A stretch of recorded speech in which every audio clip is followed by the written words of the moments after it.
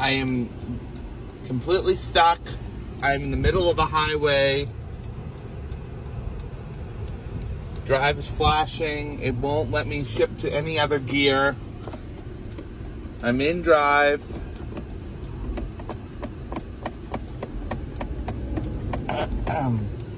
I don't know what else to do at this point. It's saying shift into desired gear. What's up, guys? Welcome back to the channel, man. Welcome back to the channel. The other day I made a video talking about the 6-pack and how it was too expensive and most people won't be able to afford it. And a lot of people gave me a lot of backlash about that video. Some people say I'm always being negative. Some people say I don't have any information. So they don't want to watch my channel because I don't have anything positive to say. Well, I'm not making them feel happy about what's going on with Dodge, because I don't just do what everybody else is doing. I'm going to give y'all straight facts on this video. And I want y'all to see the information that's out there from other people outside of YouTubers. Right here, I have a guy who just purchased a brand new Grand Cherokee, and look what he says. This buyer is done with Jeep. Thank goodness for the lemon law. They had to buy back my 67K Grand Cherokee Trailhawk 4xe, 30 service visits in 12 months. That's crazy. Dependability is not their strong suit. Was a plug-in hybrid with strong potential. Now, this is coming from somebody had posted this on the Facebook group. You know, they got all types of groups on Facebook for the Charger, for the Jeeps, Ram, all types of groups for the Stellantis products. And somebody posted about the new Jeep that they just released the other day. People always saying how I'm negative, but guys, I'm just giving y'all the real. Like I say, I don't have inside information. I can't keep feeding y'all all these dreams and all this stuff. Not saying that stuff is not real. No, because people always think I'm hating on the other Mopar channel. That's not true. It has nothing to do with that, guy. I just like to give y'all real world information, what's really going on out here. And this is from somebody who actually purchased the vehicle. People have to understand that a lot of these cars were poorly built and they are very expensive. And my whole point of my other video was that they're not pricing these cars where the normal everyday person can buy them. And that's cool if you're going to deliver a product that produces and that's reliable and that people can count on the customer service to be A1. And that's not what you're getting with this company. You're just not. Jeep just revealed the brand new 2026 Jeep Cherokee. And there's a lot of people that aren't happy about how this truck looks. And people are very skeptical about the reliability of this car. And that's the whole point of my other videos. When I talk about the reliability, the prices of these trucks and cars, I'm not hating. I'm just trying to give you guys the real deal about what's going on with these products. It's easy to sit around and talk about all this future stuff that may happen. But these companies have lots full of vehicles that they cannot sell. And the ones they do sell, the reliability is terrible in the customer service. And while we're watching this rolling footage of this new 26 Cherokee, I want to show you guys some of the comments that people are leaving in these forums about these vehicles. That way people won't think it's just me hating and being negative. I'm just trying to give y'all the real world experience and things to watch out for when you're dealing with these companies.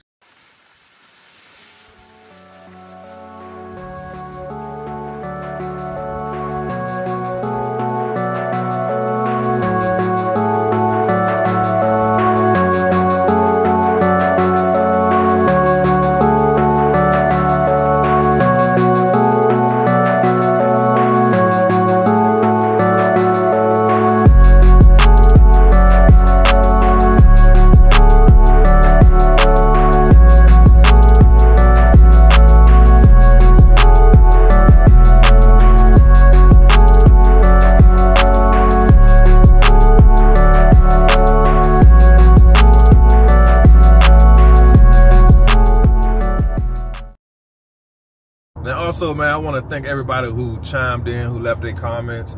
You know, just because we may disagree on something when it comes to these cars, it's not personal.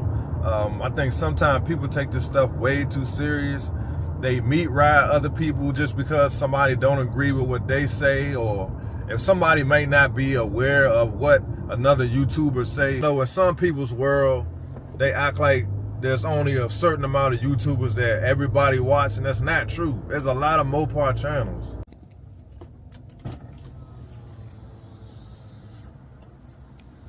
Good morning, Magic. Hi, yes, I have a mobile order. How you doing? Have a good one. You too, thank you.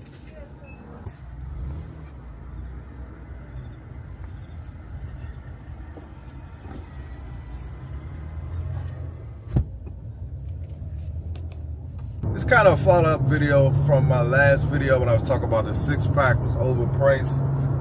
Now, I had talked about the fact that they need to distinguish the differences between the trims by possibly building a whole different car for the Hemi. I feel like they should wide body the new body style Chargers and then put the Hemis in those. I don't think that they should look like the EV. I don't think it should look like the 6-pack. Because if I spend $80,000, $75,000, that's probably going to be the minimum price for a basic Hellcat new body style Dodge Charger. It's probably going to be around 75, 80, if not even more, probably more than that. But I give them benefit of doubt considering they've been lowering the prices. If they're going to put the Hemi in these cars, they should definitely wide body it and make it look like this.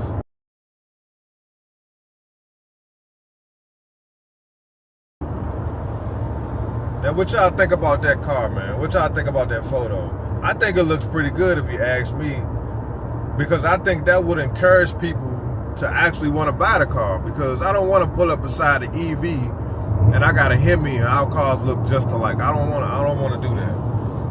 That was one of the issues that people were having with Dodge when the V6s were looking just like the red eyes, you know what I'm saying? But luckily they wide body. You know, in 2020 when they came out with the wide body, that kind of changed the game. But now you got people putting wide body kits on V6s. And I think that just looks crazy to me. I can't stand that, bro. I really cannot stand that.